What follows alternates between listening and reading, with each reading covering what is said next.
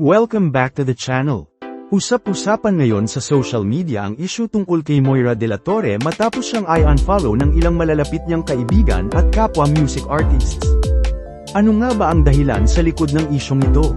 Alamin natin ang buong detalye.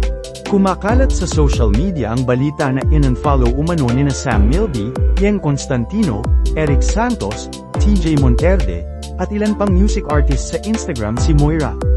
Ang kontrobersyang ito ay lumutang mahigit isang buwan matapos iulat ng showbiz insider na si OG Diaz na tuluyan ng binitawan ng Cornerstone Entertainment si Moira bilang talent. Sa ginawang pag-check sa Instagram accounts ng mga nabanggit na singers, lumalabas na wala na nga sa kanilang following si Moira.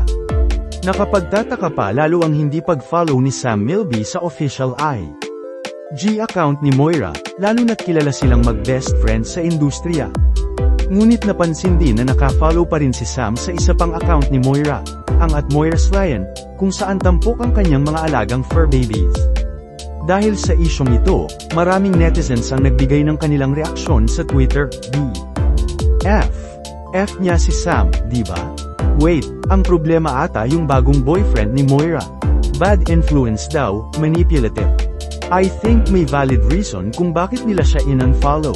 Matagal na sa industriya sina Sam, Eric, at Yeng at hindi naman sila basta-basta nagkakaroon ng kaaway. Baka si Moira mismo ang nag-remove ng mga naka-follow sa kanya. Possible yun. Matatandaang noong Desyembre, ibinunyag ni OG Diaz sa kanyang vlog na ang dahilan umano ng Cornerstone sa pagbitaw kay Moira ay ang umano'y attitude problem nito. Ayon kay OG, may nakarating na impormasyon sa kanya na matagal nang may issue sa ugali si Moira at nagdedemand umano ito sa kanyang management ng mas malinaw na plano sa kanyang career. Hanggang ngayon, wala pang opisyal na pahayag si Moira ukol sa mga alegasyon at ang dahilan sa likod ng nangyaring mass unfollowing sa kanya. Ano kaya ang totoo sa likod ng isyong ito? Ano ang opinyon ninyo tungkol dito? May kinalaman kaya ang bagong boyfriend ni Moira sa isyong ito? I-comment nyo ang inyong thoughts sa baba. Huwag kalimutang i-like, i-share, at mag-subscribe para sa iba pang showbiz updates.